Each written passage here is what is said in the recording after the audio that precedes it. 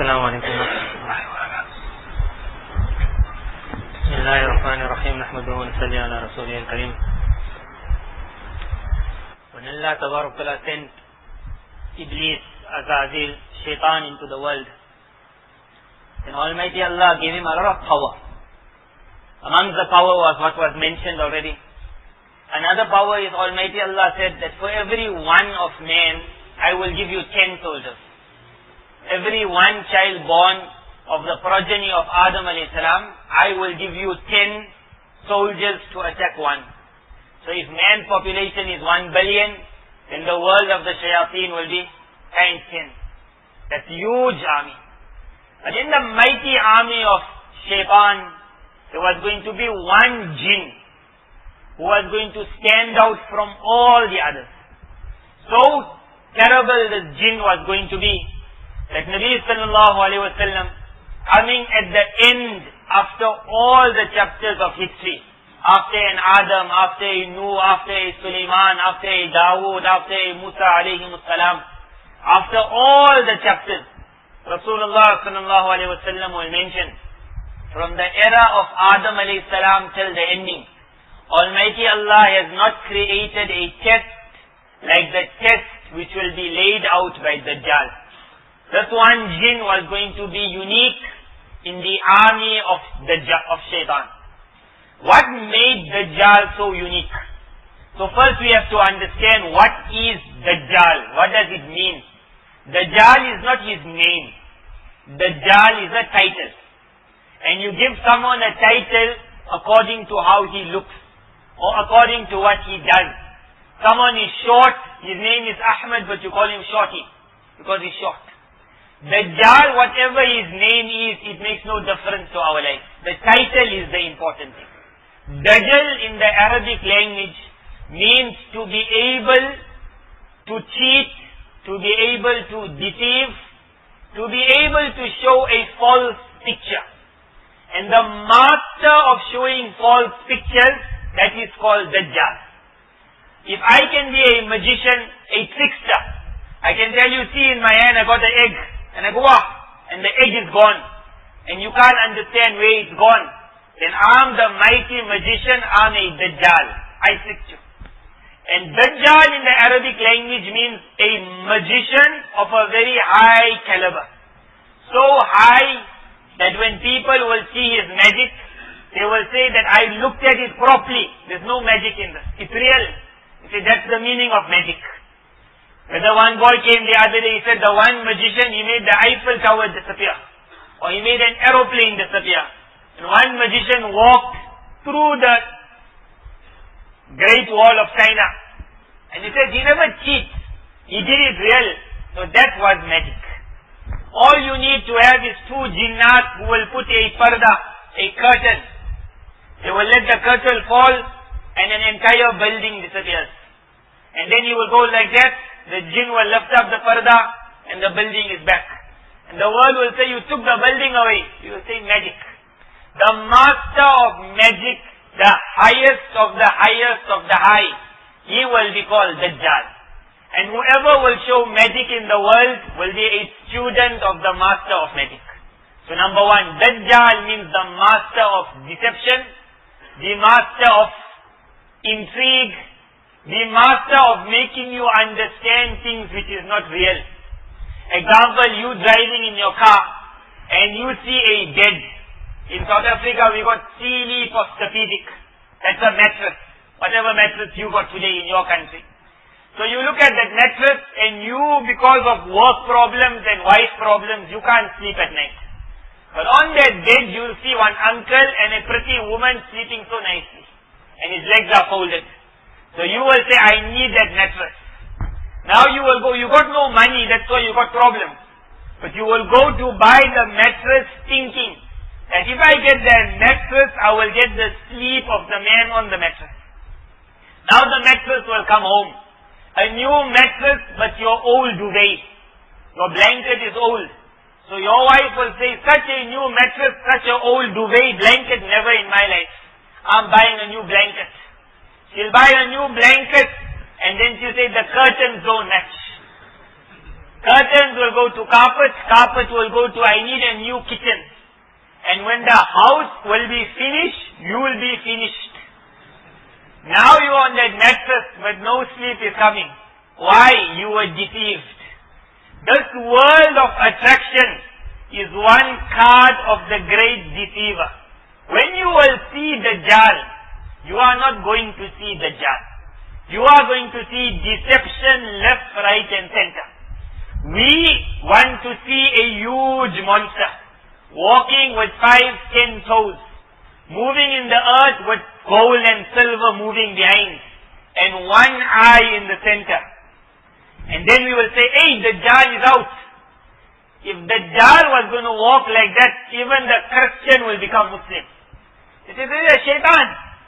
No one will get caught. Dajjal is never going to come out like that. The man who thinks Dajjal got an eye here is seeing too much of Google and television. Dajjal got no eye. Rasulullah sallallahu alaihi wasallam described Dajjal and internet described Dajjal. Whoever learnt of Dajjal from the internet saw one man with an eye here. Whoever learned of Dajjal from Rasulullah sallallahu alaihi wasallam understood that Dajjal looks like me and you. A Sahabi walked past. Nabi sallallahu alaihi wasallam said, Dajjal looks like you. Imagine I tell you he looks like you. The Sahabi never got angry, he got worried. He said, oh Allah's Nabi, will it harm me? He said, it's not going to harm you, he looks like you. Meaning he looks like a normal man. Yes, there will be one thing in him, that his eyes, he got no one eye here. His one eye is disfigured, that he is blind.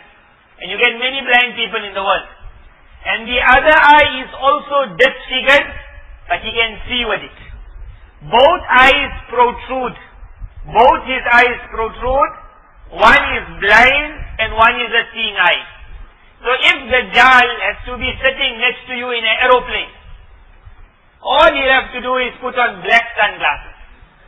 The next time it's day, night time, you see a lot of youngsters wearing dark sunglasses during the night. They don't know why they're wearing it. They're wearing it because they saw somebody else wearing it. Somebody else saw somebody else wearing it. It went up, it went up. There was one big man in the world who came with dark sunglasses. And he was in a dungeon where there was no light. But he kept his glasses on. Because if he takes out his eye, it will spoil the handsomeness of his beauty. He's a handsome man, but the eye got a problem. But there's no eye here. The world will go look for this one eye, you're not going to see it. So what made Dajjal then so terrible? Because it is a man like me and you walking. Why did he become so different? So for two reasons. One reason is every jinn that came in the progeny of shaitan. A jinn is not man. Man is not jinn. A gap has been kept between the jinn and between man. This world, if Allah had not kept angels protecting man, the jinn would have torn us long time. But they are angels and they are barriers. The world of the jinn would love that you break that barrier. Do things that push the angel away so they can attract. The world of drugs is a weapon to remove the barrier of the angels, so that the jinn can join with man. That's why the boy who's on drugs, he looks up in the sky and he laughs. You'll ask him, what are you laughing for in the sky? You say, can't you see the soccer match? No soccer match. He can see it, because a wall has been lifted. That boy is normal. Suddenly you see him looking behind him and say, and start running. Ask him, what are you running? He says, he's chasing me, the bull. Say, what bull? He is now seeing a world which others can't see. Drugs, when man takes that first drug, what he normally says? He says it was like a spaceship. I took off and I was flying through space. He never go anywhere. He went into the world of the jinn. It was his first meeting with the jinn world. And when they meet with man, they hate man. After that, it never ends. A man who goes into the world of magic, he can only enter it if he pushes the angels away, because you need to work with the jinn. So they will tell you to do faulty, evil, dirty actions. So dirty until when the angels pull away, then the jinn can join. Dajjal is unique because he was the one jinn who was given that power that he will not move in the world in the form of a jinn, but he will move in the world in the form of man. A man's body will have to be made waqf, handed over to him. The man of that body will die and the body will become his instrument for moving in the world. That's all. Once he gets that body, that jinn enters the body. The Hindus, example, if you ask them who you worship, they will say, we believe God has come into the... God Almighty Allah has never come in anything. The only example in the history of mankind we have of one thing coming into another is of Dajjal coming into a body. The Hindus worship no one but Dajjal, who they will call the mighty who came into this body. Christians of today, when they say God came into Jesus Christ, they worship no one but Dajjal. That's the only man in history. It's a walking man and a jinn in the body. This is Dajjal. Because of his moving in a body of a man, eating the food of a man, talking the talk of man, his link with man will be one-on-one. There's no barrier. He can walk up to you at a Wampi or at a ShopRite and say, hey friend, let's shake hands. Now you shake his hand, you ask him, what's your name? You say, my name is Harry or Tom. You say, let's go for coffee. He'll buy you coffee, he'll buy you a house also. Money, he got enough. And then he'll tell you, you don't want to do an experiment with me. You will tell him, I got nothing to lose. I am a hopeless in the world. You say, come home for an experiment. And in that experiment, things start happening. That is one thing which Dajjal got, which no other jinn got. The second thing of Dajjal is, Almighty Allah blessed him with the mind for magic. He's a magician. The mind for magic. Because of that mind of magic which he got, he has made things happen in the world which we see today. So that is chapter 1. To understand who is Dajjal. Now in chapter 2, what is magic? So yesterday in the ending of the talk we spoke about that when Almighty Allah wanted to give shaitan power, Almighty Allah hid the power of shaitan in magic. What is magic? 2 angels were sent down, Harut and Marut. They brought the formulas of magic. What is the formula of magic? Magic just means that you do something which your friend can't do. That's all. And when everyone can do it, then you don't call it magic anymore. Ali Baba and the 40 thieves. He was a man who would say whatever he would say and the cave would open. What he would say? I don't know, whatever. Some funny word he would say. Open, what? Open sesame. Whatever he would say and the cave would open. Ali Baba. He was a magician. Today I got my button, I press it at my garage opens, my wife will never say, wow. It's magic. If you're living in the village and you never saw it, your eyes will pop out. And you're living in the city, your eyes won't pop out. One man from the village, he landed up in the city. He had never seen an elevator in his life, opening and closing. He had read stories of monsters, but he had never seen elevator, lift, what you call lift. He came to the shopping mall. Old uncle with his grandson, old auntie, his wife in the back, they came shopping. As he entered, he saw the lift was opening, the elevator. And in front of the lift, there was one fat auntie with her bag. She was waiting to go upstairs. So as the lift opened, she went in. She turned around, she's looking, and the lift started closing. So as the lift closed, it looks like mouth, like jaws. Like a monster is eating the auntie. So he ran and he's banging, open up, open up. And everyone in the shop is wondering what's wrong with this man. He's saying, didn't you see, it ate her, it ate her. And then the lift will go up. In the lift, one pretty young thin girl got in and she came down. As the lift opened, his eyes popped out. His mess started. He's saying she went in fat, she came out thin.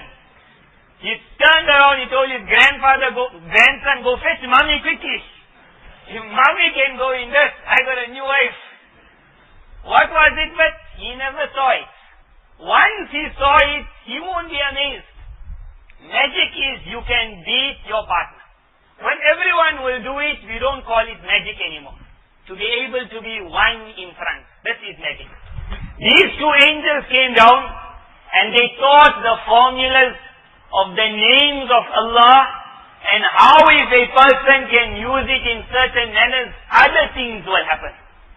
At a certain time, on a certain night, when a certain star is on a certain position, at that time, standing in this condition, if this name is taken, facing in this direction, it will have an effect. That effect will make a boom and something will happen which others can't do. They taught it, but they only gave broad principles. And they told everyone who they taught, remember in this there is power which could risk your iman also. So rather don't take it. But people always like to know soft stuff, powerful things. I need to know that word, that taweez, that if I read it on that girl, she'll fall in love with me. What's that taweez? Power. So in that era, man also learned from the angels. And among the people who learned from the angels were the jinn also. Because it was powerful knowledge. The jinn, among them there was going to be one unique jinn. And that era his name was not going to be Dajjaal. So we will just call him John maybe. Because he had no name. We just know him as one unique jinn. But different from all the other jinn, he had the mind for magic. So he would remember points which the other jinn and the other man would not understand. And he pulled in. He understood. He memorized. He learned. He absorbed. Those angels went away. Life carried on. Magic in the land of Babylon, Iraq started. But it started on a baby scale. On a baby scale, the little that man understood, they would practice. The one jinn understood lot. But there was a problem. That between the jinn and the beautiful names of Almighty Allah, Almighty Allah also put that barrier. So the jinn who knew magic could not make magic. The barrier was there. He would have to remain making sabr, patience.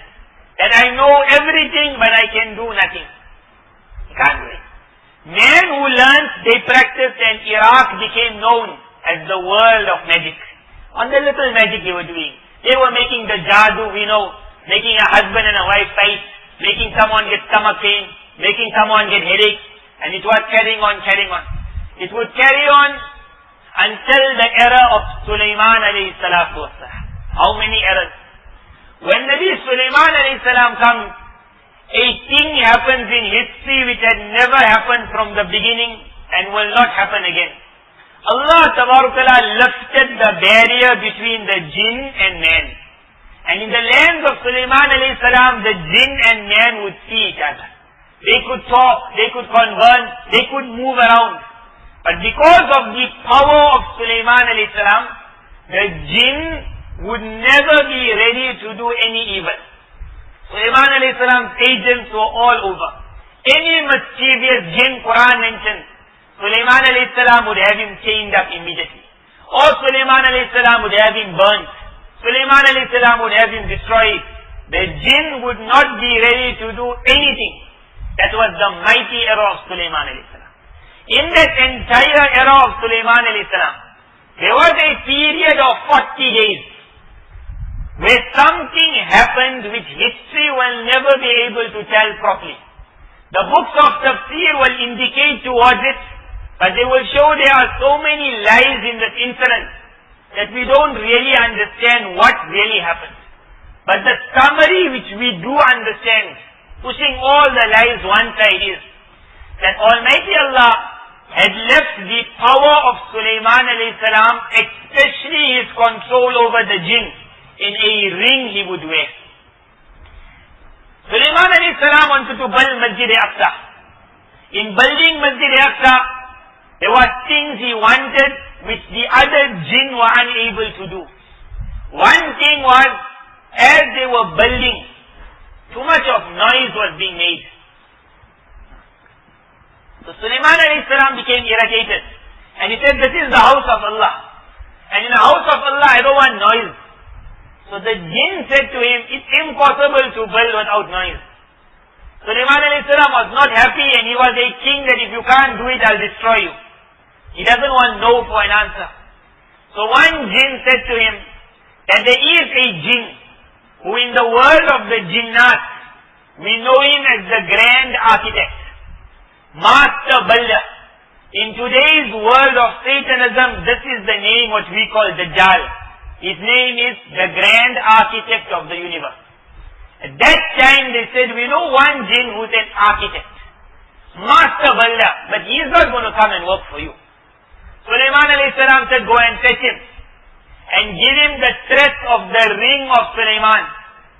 So an army of jinnat go, and there's a long incident how they managed, and finally he subdued, he's brought into the throne, into the court of Sulaiman alayhi salam.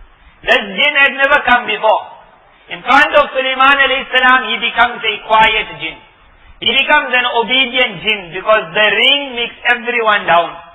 This is how this jinn from Iraq lands up in the land of Aqsa. He works as Sulaiman alayhi salam's builder. So unique he is in building. Sulaiman alayhi salam says, number one, I want no noise in building this masjid. So he says, impossible. There is only one material in the world that can cut through rock without making noise. Sulaiman alayhi salam said, go bring that material. He said, I don't know where that material is. But there's a certain bird which knows. So I want you to send your jinn to go fetch the baby of that bird. The baby of that bird is brought, and this jinn puts that baby in a glass covering. And after a while the mummy bird is flying, looking for her baby, and she lands on this glass. She looks at the glass, she sees the baby looking at the mother. She needs to break through, but the fear is that the glass will all cause the death of the baby girl. So that mummy bird flies away into the mountains, and the jinnat are told to go behind. From the mountain, the mother brings a metal, whatever we call it today, perhaps it was a diamond. And with that in her beak, she cuts on that glass, and that entire thing opens, baby flies, and big jinn now tells the other jinn, go and bring this material for me. That material is now used to cut through the rock to build the Masjid Aqsa. And a building takes place without any noise. Sulaiman alayhi salam is so thrilled with the jinn. And now he starts asking the jinn. The jinn starts explaining to him the movements of the planets. What each star means. When you ever read in South Africa, we had something called horoscope. So we read it and we knew it's not nice things, but I never knew who Mr. Horus is until I went on to Egypt Air. On Egypt Air, the magazine is called Horus. So that was very interesting. Horus is no one but our Dajjal himself. He is the master of astronomy. He is the emblem of Egyptian culture. Horus will be that eagle or that falcon on every airline that will be flying in those states. He will be on the pyramids. He will be on all the top points. Horus is another name for our Dajjal. And he moves, and he has moved in history with hundreds of names. Because Dajjal is just his title. Any name he will take.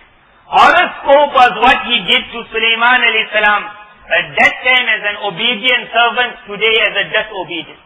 He explained to Sulaiman alayhi salam the movements of the planets. What each star means.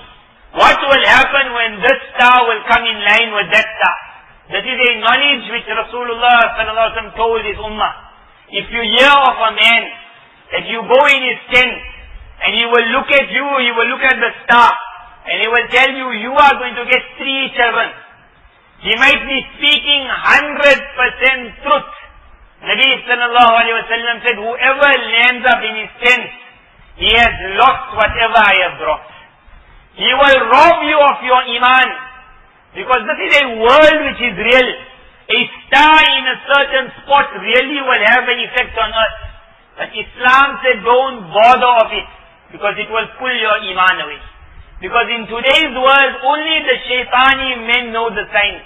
People of iman don't learn it and are told not to learn it. In the time of Aisha radiallahu anha, a woman came crying. Crying. She finally explains the story. And in explaining, she says, I lost it. Said, what did you lose? She says, first my husband disappeared. And because the law is that divorce will not fall as long as we can't certify he's dead. How long am I going to stay without a husband? So crying. I told so many people, please can you help me? Until I met an old woman who told me, do you really want him back? And I explained, without a husband I can't do anything in life. That is mentioned by Ibn Jarir Tabari rahimullah, and most likely, if I'm not mistaken, Allama Ibn Kathir has also mentioned it in his tafsir, under the chapter of Harut and Marut. But it's a unique incident to show you this world of magic is not a lie, what I'm talking, or some cartoon. This woman says, I'll come to you 12 o'clock tonight. 12 o'clock is the time of the witches. She lands up and she says, we're going on a journey. An amazing mention in the narration, she made her sit on a broom. And they flew on the broom. You will think it only happens in the comics. They flew on a broom to a cave. She said, I entered the cave, I asked, where are we? She said, we are in the mighty city of Babylon. All a lie, the jinn were playing games with her. Where are you going to land up in Babylon? She says, in the cave there was two figures hanging upside down. I asked, who are you? The one said, I am Harut. The other one said, I am Marut. We are being punished till Qiyamah. That is also a lie. Harut and Marut are not being punished at all. But those two jinn were hanging and say, I'm Harut, he's Marut, we're getting punished. What you want? So the woman say, I want to find my husband. The old auntie who brought, she carried on. She's a witch. She said, I need to find my husband. She said, no problem. You see that big pot that's burning there? All you go to the pot, look in the pot. Something will be written there, you read it and come back. She goes to the pot and something prevents her reading it. She doesn't say what it is, the word. She just says, I couldn't read it. So I come back and they ask, did you read it? She says, yeah, I read it. They ask, what did you see? So she doesn't know what to say. So then they say, you're speaking lies, you never read it. They get out. She says, I want my husband. They say, go to the pot, read what's written. She goes, again she can't read. Something stops her, she comes back. They say, you read it? She says, I read it. They say, you're lying. What did you see? She got no answer. They said, you're going to get out of the cave, don't waste our time. You want your husband, go and read what's in that pot. She says, when I read it, she's not saying what it was. A horseman, a man on a horse came out from my nose or my mouth. And I saw it coming out and going in the air. And nothing else happened. Then I came back and they asked, did you read it? I said, I read it. They said, what did you see? They said, I saw a man on a horse. Then the one smiled. And he said, that was the only thing preventing you from getting your needs fulfilled. That was Iman on Allah. That is gone. Whatever you want will be done. But nothing is happening. He says, as walking out, I met the old auntie again. She told me, what you need a husband, take these seeds. He said, when you go back home, drop the seed and say these words, and in front of your eye a plantation will come. You will be the farmer of the world. But you want your one husband, you will get husbands in a dozen. Farmer of the world. She says, I came back home and I just started crying and crying and crying. Someone directs her to Medina Munawwara. He comes to Aisha radiallahu anha, that will my iman ever be accepted? Sahaba radiallahu anha say, no one got an answer for her. Finally Aisha radiallahu anha says, my sister, give sadaqah. Give a lot of sadaqah. And the narration ends there. That is magic. It might come in the guise of Freemasonry, Illuminati, join this club. Ground one is very simple stuff. Make a lot of money. All you have to do is say abracadabra, this word, that word. Nothing big. In this game it's to rob Iman. As long as there's Iman, you can't be a magician. Iman is that barrier. So we go back now to the era of Sulaiman alayhi salam. Mighty jinn, but he can't do much. But then there was a 40-day period where the jinn managed to get the ring of Sulaiman alayhi salam out of the finger. Whichever way he managed, it's mentioned in the book, it's a long story. The book came out and the jinn throws it into the ocean. Day and day now, Sulaiman alayhi salam grub over the jinn has dropped. Sulaiman alayhi salam goes looking for his main advisor. His advisor is called Asif, a unique man of deen. And at that time, history changes the entire story. Asif was a man of Allah. Suddenly Asif is saying words of kufr. Why? Because Asif was no longer Asif anymore. Asif was now dead. And the jinn had now taken Asif's body. Sulaiman alayhi salam meets Asif, which is no longer Asif. And he says, my ring. Master Asif now says, that is why in the world of the jinn of Dajjaal, where I told you they call him the grand architect of the universe, they give him a name also. His name is in Arabic will be Asif. In the English word it will be something very on the same, it's Asif. Whatever the English of it, I just forgot it now. They will call him like Asif, grand architect of the universe. He is our God. One man went in the dungeon, a satanic dungeon, he wrote this. He said, when I came in, then we went through the different phases which we mentioned yesterday. And always on the walls would be written G. So he says at the ending, one man asked me, did you see the G's? What does G stand for? So he said, G stands for God. So the man laughed. He said, G stands for, and then it was a French word. But the translation of it is Grand Architect of the Universe. There is no God. When I read that day, I went to check up the word God. Where did that word come from also? Because Allah got no translation for His name. Rabb's translation is Creator. Rabb is Creator. Allah got 99 names. Each name got a translation.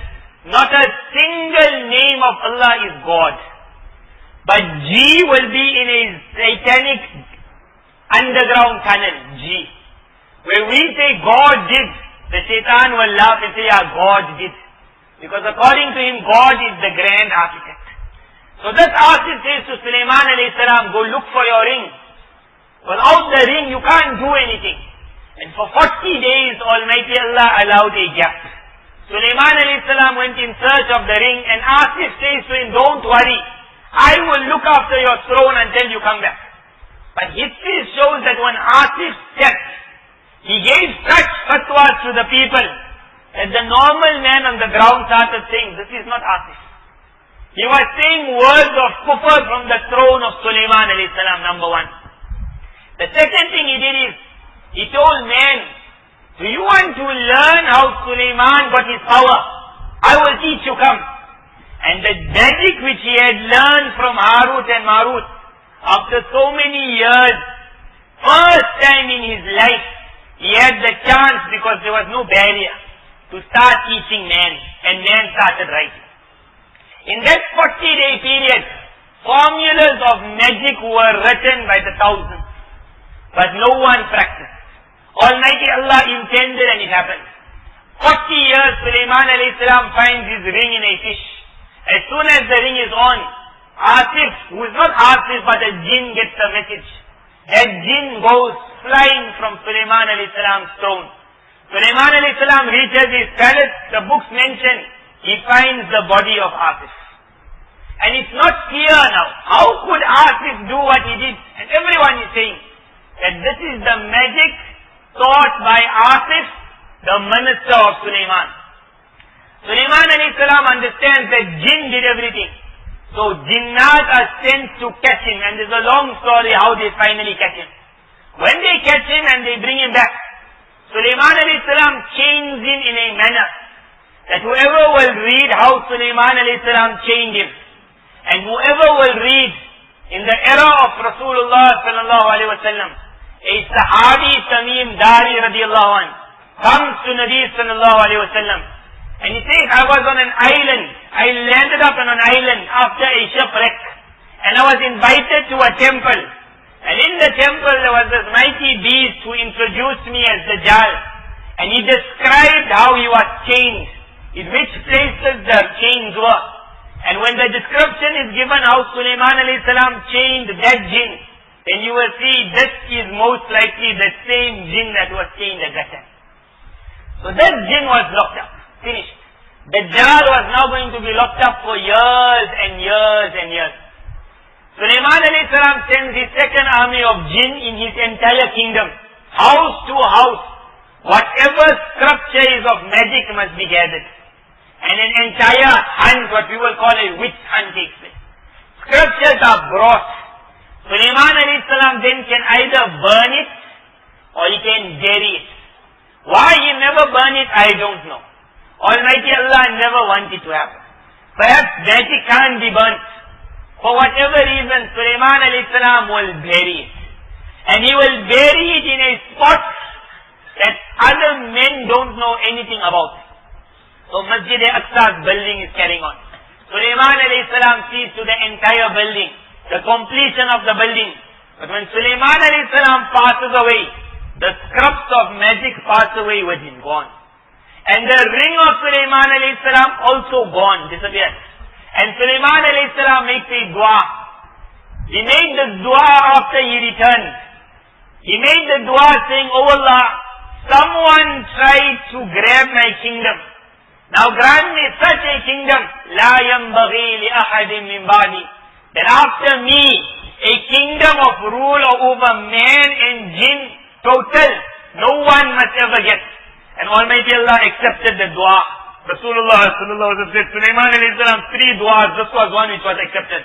Dajjal's entire effort till the end will be to regain the throne of Sulaiman alayhi salam, the empire of Sulaiman alayhi salam. But Sulaiman alayhi salam's dua made sure you will never get it. So he got locked up, the scriptures went down under, the ring disappeared. Sulaiman alayhi salam passes away. As soon as he passes away, the jinn starts telling people that if only you can find those scriptures. In that scripture, Sulaiman got what he got. Books will write that they found it. That's a lie, they never found it. But whatever little they heard and they remembered, that could not be taken away. So now magic reached level 2. Level 2 started spreading among the masses. When Rasulullah sallallahu alaihi wasallam comes to Medina Munawwara, the Jews in Medina Munawwara were masters of the knowledge of Harut and Marut, but not of the scriptures, of what you call the narrated words. The one verse of Quran, Allah Ta'ala says, when it is said to the Jews, why don't you accept this Quran, which has come telling you of the book of Musa alayhi salam? Then their word is, must we take this and leave what we already got? Mufassirin explained, and one Jew said it to a believer, that you want me to leave the power of Harut and Marut for this, I'll never do it. You don't know what power we got. But that was no power. When it was no power, it was so strong in that era. Ka'b Ahbar was also a Jew. And if you are a Jew or you link to the society, then you part of the game. That is why we say don't enter the world of Freemasonry. Because once you enter, they get your DNA. They might get your hair. They might get your clothing. A friend of ours in the house I mentioned, on the internet he never saw Freemasonry. He saw one unique sign. And everyone wants to be unique, so he entered the thing. He entered the field, he enrolled. He went for a couple of lessons, he learned the thing, he started doing top things. Then he realized this is Satanism. So he wanted to pull out. A message came to him, don't you dare come out. We told you at the beginning, once entering, no coming out. Like when you buy any program, they'll have a lot of laws. No one ever reads it. Then at the bottom they'll have tick here, I understood all the laws. Same. He never knew what it was. So they told him, you dare come out of the system, gone. So he thought they're going to send an assassin to kill him. He was so worried making dua. No assassin came. But what happened? He went out of his mind. He was afflicted after that by jinn and by jadoo and what. And how many armies it took to bring him a normal man again. Until now, sometimes he has it. That's when we understood. When you enter the game, they get you. Ka'b Ahbar was a man of the game. He was a Jew who knew it. When he accepted Islam, the books of tafsir will narrate, he would say to the companions around him, that you know me, the Jews have such magic that they can make on me, that they can make me into a donkey. Whether he'll become a physical donkey or the mind of a donkey, we don't know. He said, because of that I have to read a certain ta'awuz, a certain a'udhu billah in different words every day. And if I don't read it, that thing will hit me and I'll become mad. Because once you enter the game, you're the first target. A filthy game this is. So where we were, so when Rasulullah sallallahu alaihi wasallam time, that was the power of the knowledge of Harut and Marut. But that was still ground level, nothing big. Rasulullah sallallahu alaihi wasallam then mentioned, he spoke a lot about Dajjal. He spoke about that in my ummah it's all going to happen. Although Dajjal was from the beginning. But the power of Dajjal, the magician was never a magician. Like what was going to become. He said it's going to happen in my ummah. He spoke about Dajjal and he said, oh my Sahaba, I am going to tell you things today of Dajjal which you will not understand. But as time goes on, you will understand it. He said to Sahaba radiallahu anh, remember you will see Dajjal. And when you see Dajjal, then we will come to that point, what must you do? Then Rasulullah sallallahu alaihi wasallam described Dajjal. But when he described Dajjal, he described him like a normal man. He looks like you. He described him with two eyes. He described him as a young man. And then Nabi sallallahu alaihi wasallam became very worried. And he said, it seems he's going to be born in Medina Munawwara. And then a boy was born in Medina Munawwara. He was born in a Jewish family. His name was Ibn Sayyad, or Sa'id, or Sayyad. Nabi sallallahu alaihi wasallam said his mother will look like this, his father will look like that.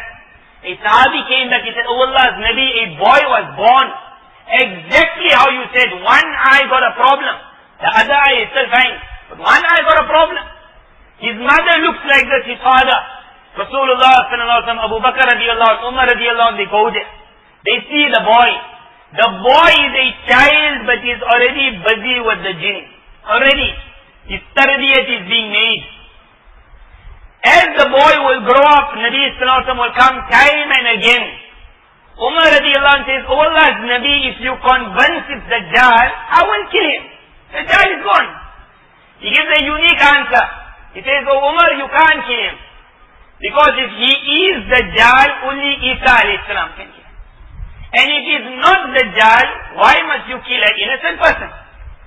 So if it was me or you, if we were Umar radiallahu anh, he will say, what do you mean I can't kill him? I'll show you now. Kill him. Why must wait for Isa alayhi salam? But Nabi Rasul said, you won't manage to kill him. What did he mean? He would be asked, is he Dajjal? He would not say yes. He would not say no. When he passed away, a Sahabi's words is, Rasulullah passed away. Still on that doubt, is it Dajjal or is it not Dajjal?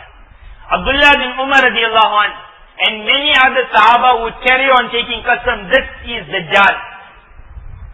Because they say, we heard Rasulullah taking qasam. We heard Umar radiallahu anh taking qasam. And they never gave kafara. This is Dajjal.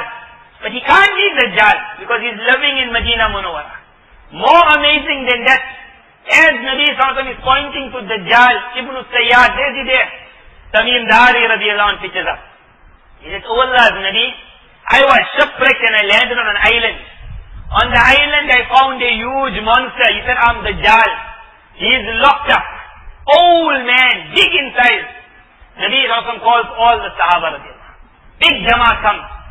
He says to them, listen to what this man is saying. This man, Tamim Dari, is now going to say everything in conflict of what Nabi sallallahu alaihi wasallam said. Nabi sallallahu alaihi wasallam said Dajjal is a young man. Tamim Dari said, I found him to be an old man. Nabi sallallahu alaihi wasallam said, Dajjal looks like you. Tamim Dari radiallahu anh said, a monster. Nabi sallallahu alaihi wasallam said, he's being born in Medina Munawwara. Tamim Dari radiallahu anh says, he's a man of the past. After he narrates, Nabi sallallahu alaihi wasallam said, didn't I tell you all? He's saying exactly what I said. And till after that, you still go and check up where's Ibn Sayyad, what he's doing. That was the confusing part. So now if Tamim Dari had seen Dajjal locked up, then what is Ibn Sayyad being a Dajjal meaning? That was a mystery that the world would never know. That mystery now we will try and unravel. What happened to Ibn Sayyad? Nabi Sallallahu passes away.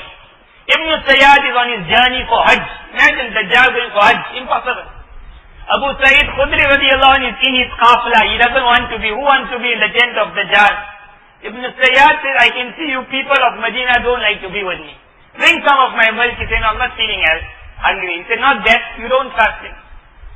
He says, all you people think I'm Dajjal. Can I ever be Dajjal? I got children. Dajjal doesn't have children. I live in Makkah, Mukarramah, Medina, Munawwara. Dajjal will never enter.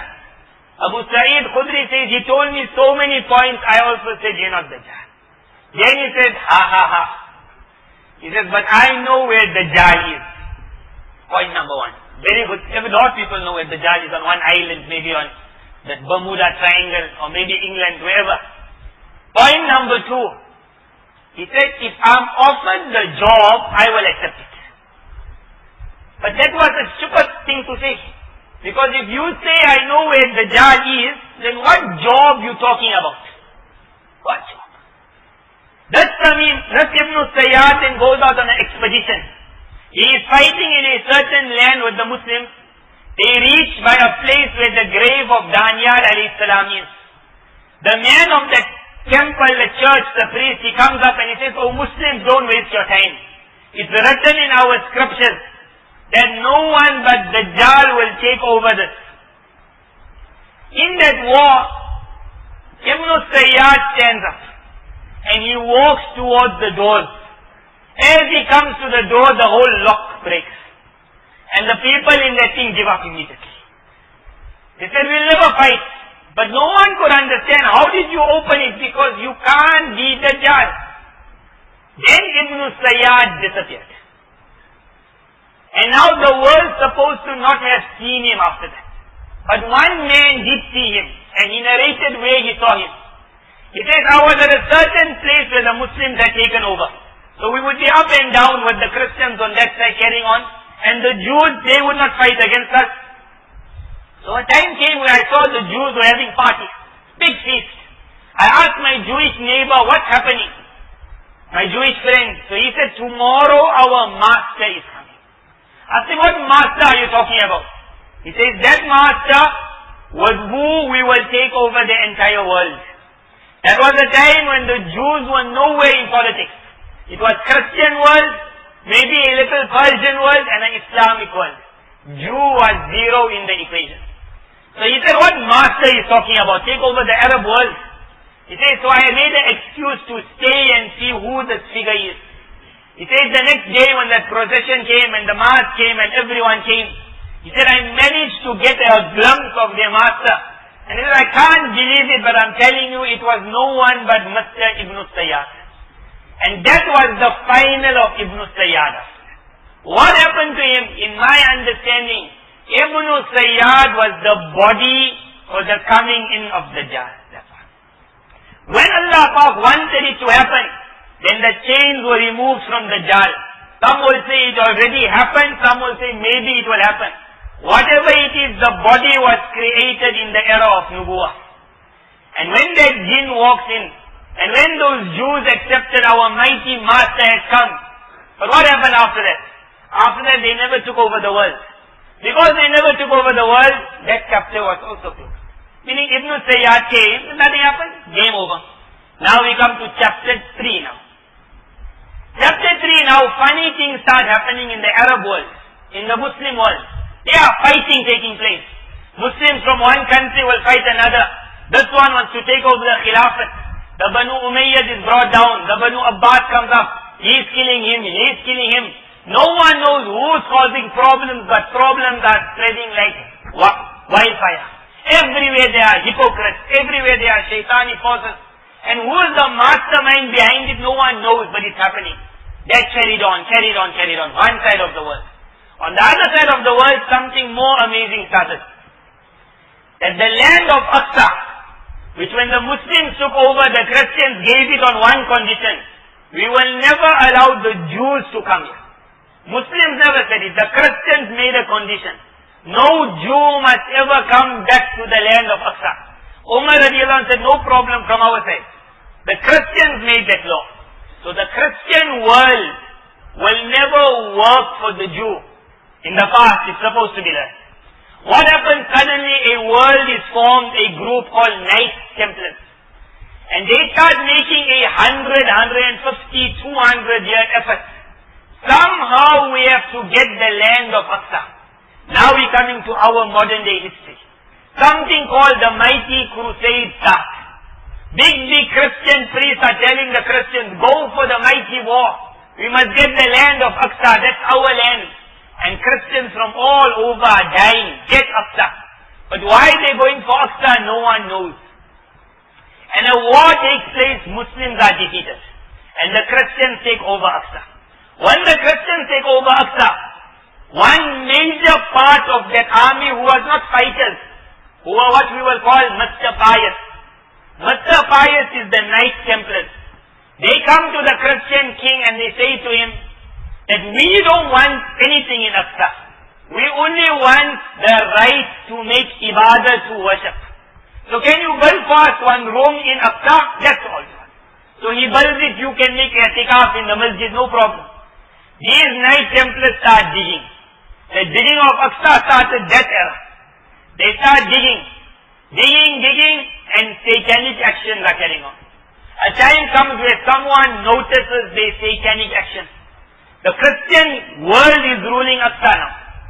But in their satanic actions, they are doing things against Isa alayhi salam also. And someone spots it. He goes to the leader of the Christians. He says, you know what they're doing in the Holy Land? So this is where we will bring an end to this chapter. The leader brings that group of Knight Templars. He says, you have been accused of this. Do you plead guilty? They were not even shy. They were not shy. And then they were going to be executed. All the Knight Templars were killed. One, before he was killed, he said a sentence which the world would never understand. He said one sentence, that you can take my throat, but that treasure for which we were sent, that treasure has already been found and it's on its way to Europe. What was that treasure? Who will bother? Maybe it was a ring, maybe it was a crown, maybe it was some cash. It was gone. So the king kills him and game over. After that day, the Knight Templars had nothing to do with Masjid Aqsa. Now, Salahuddin Ayyubi, rahimullah, would come, he would fight against the Christians, they would make their own war. But the Knight Templars got nothing. You can carry on your Aqsa story. They are out. That treasure goes away to Europe, but still nothing happens. 100 years will go, 200 years will go, 300 years will go. Rasulullah sallallahu alayhi wa sallam said, count from me. He said, first I will pass away. Thereafter you will take over the lands of Sham. That happened in the era of Umar radiallahu anhu. Thereafter you will start going to Sham in such numbers and Iraq that Medina Munawwara will become empty. That happened already in the era of Sahaba radiallahu anhu. That Medina Munawwara became, today what we see in Medina was never Medina of the past. Till very recently in Medina Munawwara, after Umrah, it would be empty. It happened already when people started going to the lands of Sham, because Sham was money, Sham was lush, it wasn't a desert. Three things happened. He said, number 4, the mighty city of Constantinople, my ummah will take over. In the time of Muawiyah radiallahu anhu, they tried to take over. Tried number 1, they never managed. Then they tried second time, years later, they never managed. It's a fort. Go to Turkey, you will understand. You can't take over it. It was the capital of the Byzantine Empire. The might of the Christian world. Muslims tried one time, they failed. Second time they failed. Third time, fourth time. Most likely it was the 6th or the 7th attempt. But 600 years after Hijrah. After Rasulullah passed away, 600 years. Today we in 1400. So half of Islamic history. He says, point number 4, you will take over Constantinople. After Constantinople, Nabi Sallallahu Alaihi Wasallam said, then within a few months, there will be a khuruj of Dajjal. Khuruj, the word would translate it as Dajjal will be released. But in Arabic it doesn't mean that.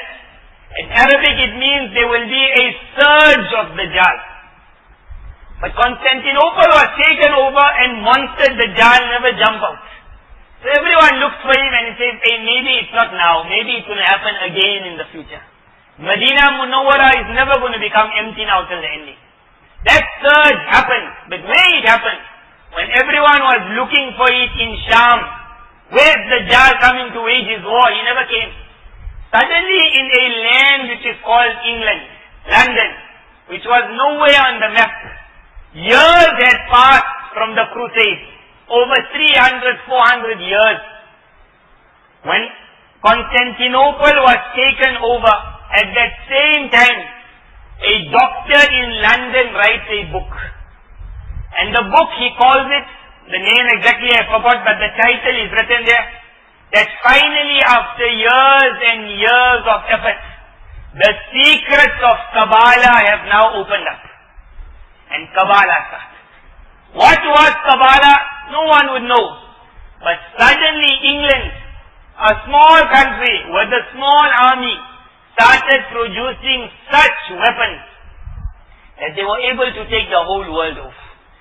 And they created the mighty kingdom on which the sun will never set. They had the soldiers, they had the money. They knew how to take out diamonds, they knew how to take out gold. They knew how to create this, how to create that. And the whole world, just before that, they would be going to Islamic lands to learn sciences. Suddenly they were in front of the world. And they were booming. But when they boomed, one thing was a sign that they hated religion in and out. They went worldwide looking for religion. They went looking for Islam. They went looking for Christianity also. At that time what we learned in school, where they will say we came out of the dark ages into the industrial world. What they meant was we have come out of darkness religion into light Satanism.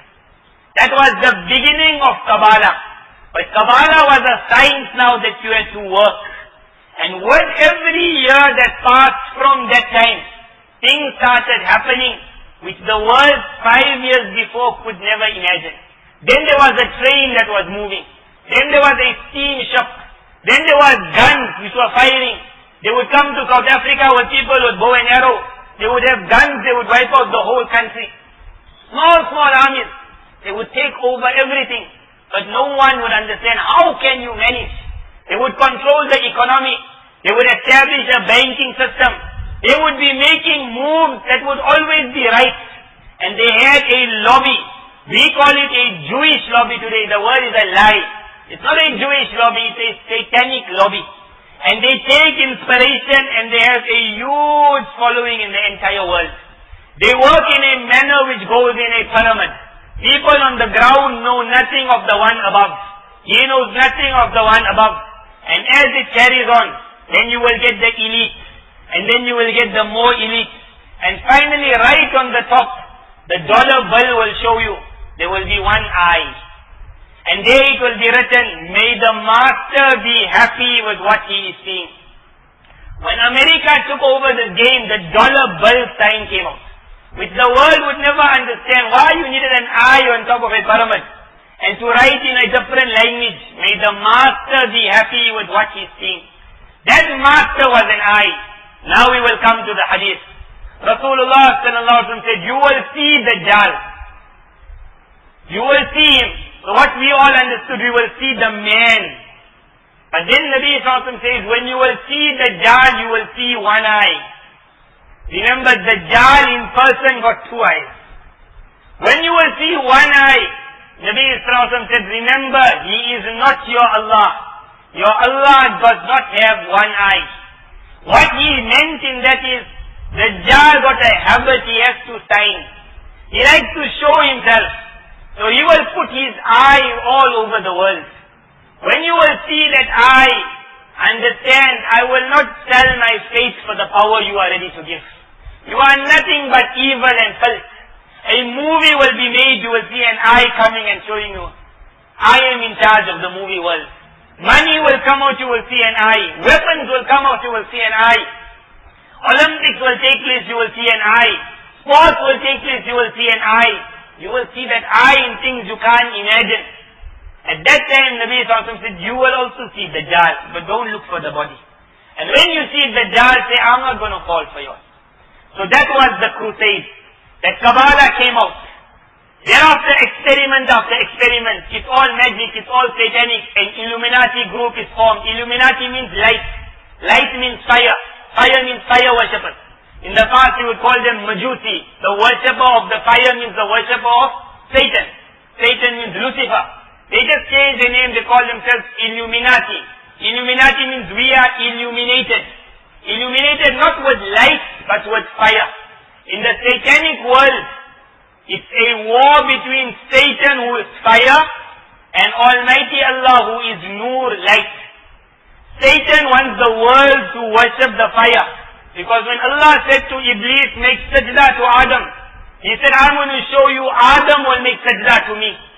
So when the mighty fire goes up even on the Olympics, and the whole world will go, wah! They don't know why they're going wah. Go and see the Statue of Liberty. Why it was sent to America? Who sent it to America? What a long story. But the Statue of Liberty, liberty means freedom. Freedom of what? It holds a torch. In the torch there is the burning fire. That's the fire of illumination, Satanism. This is Lucifer. It holds it like this, and at the bottom of the statue there are chains which are broken. Meaning, once upon a time I was a slave, a sad slave. But when I sold my soul to the fire, I became free of the chains. And written on the Statue of Liberty in translation will be, give me your slaves and I will set them all free. This is Iblis speaking to Almighty Allah. This is that liberty that they speak about. This is what we are going through now. And magic will carry on now going. As magic will carry on going, two things Dajjal hasn't got yet.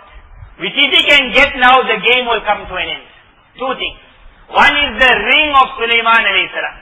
With that ring, that magic he will manage to do, which will make this thing burst into things you can never imagine. What you're seeing today is game, if that ring can be brought. That ring is what they are doing now, making the second digging under Masjid Aqsa. They make the whole world believe I dig under Aqsa, so the whole foundation can collapse. And one day there will be no masjid, and then we will rebuild the temple. That is, a man who got no mind will believe it. Because if you want to collapse foundation, you don't take your chisel and a hammer, and you hit slowly. You take dynamite. You put 3 dynamite, the whole thing is gone. They could bring 911 down in 5 seconds. You can't bring a masjid down. They are not breaking, they are searching. When you search slowly. So worried that if the foundation falls, we will never find the ring ever again. Nabi sallallahu alayhi wa sallam said, when the beast from the earth will come out, he will come out with the ring of Sulaiman alayhi salam. In that he will be telling the entire Satan world, you fools, you can carry on your whole life looking for it under Aqsa. I had it in my finger all along. Allah Pak has put this ring under divine protection. The beast of the earth which Quran speaks about, Nabi Sallallahu Alaihi Wasallam said he will bring the ring. Second thing they're looking for is the staff of Musa alayhi salam. That stick also had divine power going through. With that stick, a lot of things can happen. The pyramids that you have seen in Egypt, go into history to see who funded the digging of the pyramids, and you will find either a Rockefeller family or a Rothschild family. Why they dug pyramids into Egypt? They never wanted the gold. Actually, in one pyramid they found gold. They gave it all over to Egypt. Why they dig? As soon as a pyramid is found in Egypt, soldiers surround the pyramid. For days and days, no one is allowed near the pyramid. After they go through the entire thing, then they give it over. Do what you want with it. What they're looking for in it, they're looking for it, what they will call the covenant of the ark. What Quran will speak about Tabut. A box which would have the relics of the Anbiya of the past. This box has such power that when the Bani Israel would make war, without understanding how to use the box, They would just put the box in front of them and they would win the war. When the time came, and Quran will speak about this, whoever has gone into Sayaqul and will understand in the era of Dawood alayhi salam how Allah brought it back. But if you know how to use it, what and what. And in that box, the one thing they're looking for is the stick of Musa alayhi salam. It can be in Egypt, but more likely instead of Egypt, the final ending of Musa alayhi salam's mission. Musa alayhi salam went through the whole of Egypt. Here was Sham. He wanted to enter Sham, but his people were not happy to fight. Almighty Allah kept them in a valley. And for years and years they went nowhere in the valley called the Valley of Sea, going nowhere. Musa alayhi salam passed away in this valley. Sham is here, Egypt is here. In the valley Musa alayhi salam passes away. When he is passing away, somewhere along the line the staff disappears. As Sulaiman alayhi salam's ring disappeared. If Egypt is here and Sham is here, which land is here? Who knows this land? This land, Palestine will be Sham also. After Sham, this land is Gaza. This is Gaza. Which the whole world will think Gaza is part of Sham. Gaza is part of Egypt. The world will think Gaza is part of Sham. That's why we say Palestine and Gaza. Gaza is Egypt. The land of Misr ends here, the land of Sham starts. Musa alayhi salam reached here, which would be Mount Tur. After Mount Tur, there was that gap. Then would be the land of Sham, which he never entered. In this land, somewhere the staff will be buried. To get that staff, they need the people of the land out. That is why around Palestine, they got no problem with the Muslims. The Muslims around Palestine living very comfortable. It's this group of believers who are in the wrong place. Get out of this land and allow us to dig. So we can find what we're looking for. 2 diggings will carry on till the ending. 2 wars will carry on till the ending. And both these wars, Nabi Sallallahu Alaihi Wasallam said, 4 lands. Dajjal, another narration, the force of Dajjal will not get 4 places. Makkah Mukarramah, Medina Munawwara. Those 2 lands are divinely protected and Dajjal himself knows it. He told Tamim Dari himself, these 2 lands I can't get. That is why he is never going to try and make war on them. Never. 2 other lands which Dajjal doesn't know. But Nabi Sallallahu Alaihi Wasallam mentions there's another 2 lands which has been protected like how Makkah and Medina has been protected. Only Dajjal knew of those 2, he doesn't know of these 2. The third one Nabi Sallallahu Alaihi Wasallam says is Masjidul Aqsa. You don't understand how it's divinely protected. On your next journey for Umrah, go to Masjid Aqsa. You will end up in a masjid surrounded by tanks and weapons, the best in the world. You will find in the masjid old grandfathers over the age of 65. And you will ask, who is protecting Aqsa? When man with bulldozers are outside, who are they scared of? They're scared of no one but a protecting angel force. They are not entering no matter how much they would want. Get out of this land. Third land, they'll go in, they'll come out. They'll go in, they'll come out. And how many years it will carry?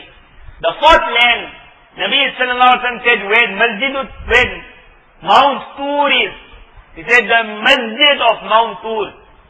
Mount Tur, many people would have seen. It's a huge masjid in the Sinai desert. Standing on Mount Tur, Musa alayhi salam stood up and he said, oh Allah, I want to see you.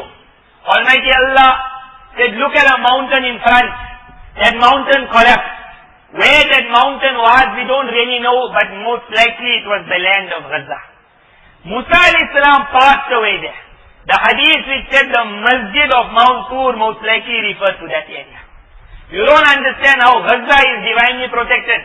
Show me any other country in the world that every year in Ramadan, the mightiest force on earth will come with 25, 30, 40,000 soldiers looking for a band of people called Hamas. And after 25 days of bombing the whole country, they'll go out and they will try again next year. It's impossible, but go visit that land and you will see this is a miracle. A living miracle, the land of Gaza. Why that staff, that ring, that covenant of the ark, that magic can then be made which can change the whole world. But Almighty Allah has said, that Dajjal got his level. 1 hour. So 10 more minutes. Rasulullah sallallahu alaihi wasallam then spoke about Dajjal. And now we will see Dajjal moving. Don't ever wait for the big boss to come, the machine to come, giant to come. Nabi sallallahu alaihi wasallam said when Dajjal will come out, he will come out with gold and silver and the treasures of the world walking behind him. You want to see a man walking with gold and silver, it will never happen. But if you want to see a man coming with a limousine, he walks out to you, he comes to a country. He says to the man of the country, let's make this deal. We will pay for your country's needs for the next 5 years. This plantation here, do this here. Here we want this to be done. Are you with us or are you not with us? The man who says, I'm with you. Nabi Sallallahu Alaihi Wasallam said, Dajjal will come to a farmer. And he will tell the farmer, are you with me or are you not? The farmer will say, I'm with you. Suddenly the man's plantations will start coming up. The man's business will boom. The man's everything will happen. And he will come to another man who will say, I'm not with you. And you will see devastation in his land. You will think, I want to see one man coming and doing this. You won't see.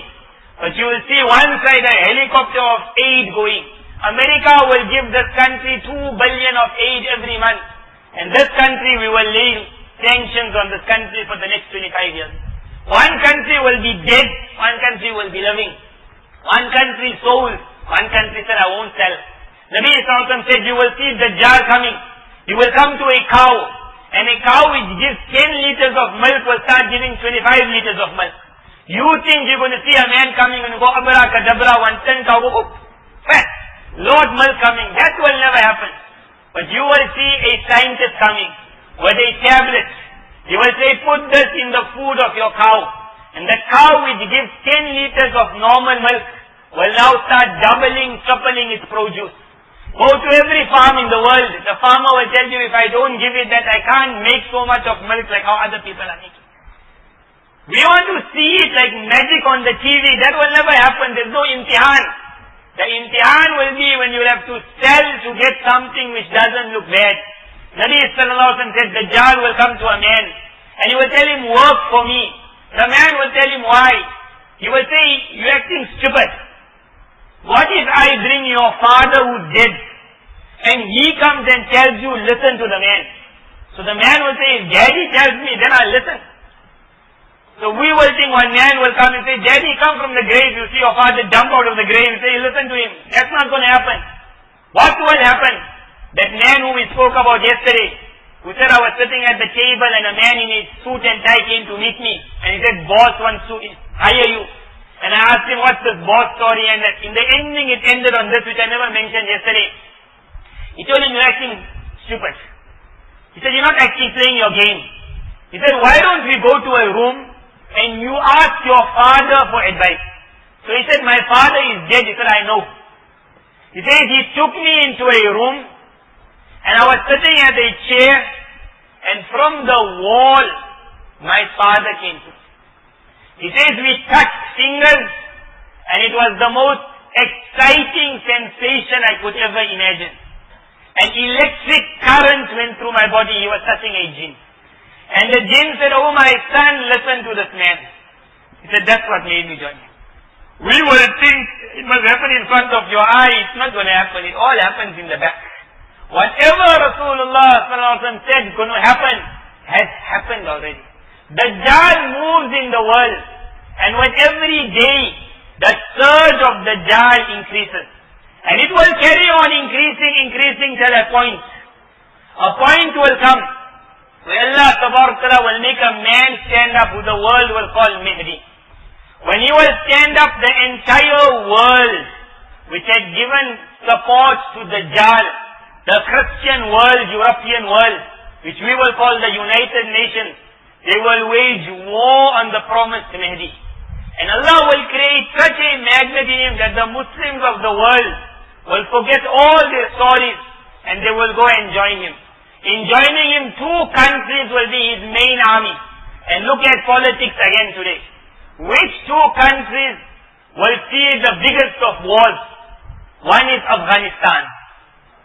Afghanistan, what we will call is a land, India, Pakistan. What is got to do with modern day politics? The Afghanistan Pachan, he doesn't even know 911 ever happened.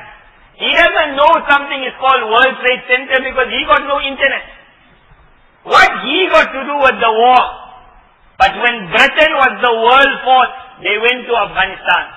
When Russia was the world force, they went to Afghanistan. Britain finally lost in Afghanistan. Russia lost in Afghanistan. America became world force, they went to Afghanistan. Everyone went to make sure that the army of Hazrat Mahdi is never left to remain. And whoever went did nothing but fuel the fire where a greater army came. When America went into Afghanistan a couple of years ago, the fighters were a group. Now Afghanistan is a country. Now the one army of Hazrat Mahdi has been made by Dajjaal himself. He never wanted to do it, but he did it. Hazrat Mahdi's second army will be the land of Damascus, the land of Sham. His capital will be Damascus. 25 years ago, if you had to go to Syria, you would have found that no war, bombs falling from on top. A Shia government, but the people on the ground, the ulama were all killed. They were butchered, but no one knew. The people on the ground were happy with the money. They knew no Quran, they knew no Sunnah. They knew a modern secular world. They knew the little deen, but they were not people of deen, of Islam. One war in the last 3 years. Now you go into the land of Syria, and you will see, forget the uncle. Every young child is a warrior ready to be part of the army of Hazrat Mahdi. Dajjal never wanted it, but he created army number 2. That magnet will happen. When Hazrat Mahdi will walk, the entire Christian world over a period of 7 to 10 years will be broken. Nabi Sallallahu Alaihi Wasallam said he will break the backbone of Christianity. After that, till the day of Qiyamah, the Christian world will never rule after that. They are gone. When that will happen, now Dajjal will make his final scream. Where is my armies? No army. At that time, Dajjal will come out of his curtain. And the only reason that he will come out is to get his one army to join him in the fight against Hazrat Mahdi, which is the Jewish army. The Jew cannot even think of death, forget fighting. The only way to bring the Jews into the war, when he will have to come out and you say, here's your leader, follow me now. That's why he will come out. At that time, he will not be the worst test that ever came from the time of Adam alayhi salam. At that time, he will be the cow that is kicking its finals. It will be a dying cow. At that time, there will be an army of Hazrat Mahdi. War will still take place. He will have a unique arsenal. Israel's weapons are unique. Muslims will be defeated, but Iman won't be snatched. The snatching of Iman happens today. That time, there will be no Iman being snatched. And then when he will make his final attack on Hazrat Mahdi and his small army, at that time, Isa alayhi salatu wassalam will come. When Isa alayhi salam will come, then Rasulullah sallallahu alaihi wasallam right at the beginning said, when Isa alayhi salam will have to kill Dajjal, Dajjal is not a man like me and you, that if you take a gun and you shoot him 3 bullets. He is such a man, if you shoot 3 bullets in Dajjal, you will get one hole here, and maybe the head will jump. And in the next second, the head will come back and the holes will close up. He is a man jinn. You can't shoot him. Isa alayhi salam will come with a weapon from heaven. Rasulullah sallallahu alaihi wasallam said, as Isa alayhi salam chases Dajjal, the first thing of Dajjal, he will start melting. The jinn will be killed by a meltdown. The jinn will melt, and then the body will be cut. Isa alayhi salam will come back to the Muslims and will show them blood. This is the blood of the body. As for the jinn is gone. That is that stage that we will now bring an end to. Where now that mighty chapter of Dajjal, the worst test from the time of Adam alayhi salam till the coming of Qiyamah, we waiting for it to be 40 days or 40 years. In my understanding, the hadith means 40 periods Dajjal will enjoy on earth. What is the meaning of every period? Only Allah knows.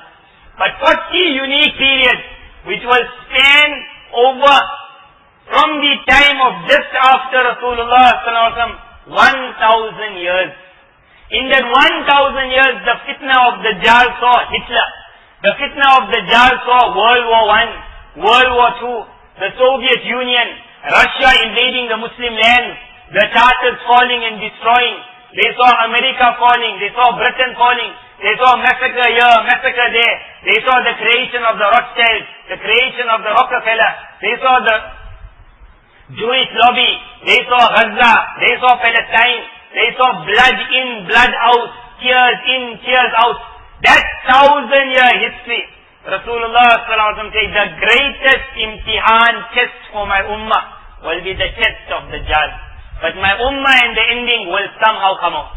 Sahaba was shocked. Nabi ﷺ said, my ummah is an ummah that I stand at the beginning. Hazrat Mehdi stands in the middle. Isa alayhi salam stands at the ending. How can my ummah ever be defeated? It will never be defeated. And this ummah is not being defeated. It's a moving ummah and it will move till the ending. But what it is, when you understand the Dajjal, the fisherman is fishing, don't bite. Don't bite. Drugs, pull away from. Filth, pull away from.